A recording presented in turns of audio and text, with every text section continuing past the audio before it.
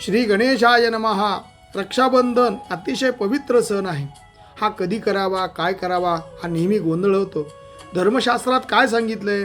श्रावण पौर्णिमायाम त्रिमुहूर्ताधिक उदयव्यापिन्याम रक्षिका बंधनम कार्यम.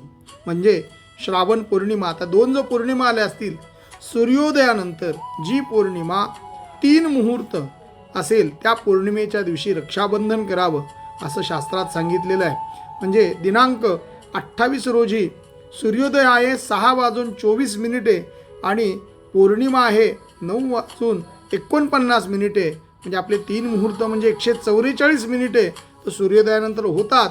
म्हणजे ही पौर्णिमा 28 ऑगस्ट रोजी करावी असं शास्त्रात सांगितलेल्या नियमानुसार आहे. सूर्योदयानंतर बहिणीने 9:49 रक्षाबंधन करावं. ज्यांना शक्य नाही त्यांनी नंतर सुद्धा रक्षाबंधन केलं तरी शुभ आहे. आणि रक्षाबंधन करताना मंत्र म्हणायला सांगितलं आहे. एन बद्धो बलिराजा दानवेंद्रो महाबलः तेन त्वामपि बध्नामि रक्षेमाचल माचल. यानुसार उद्याचे रक्षाबंधन सगळ्या आनंदाने करावा. जय श्रीराम.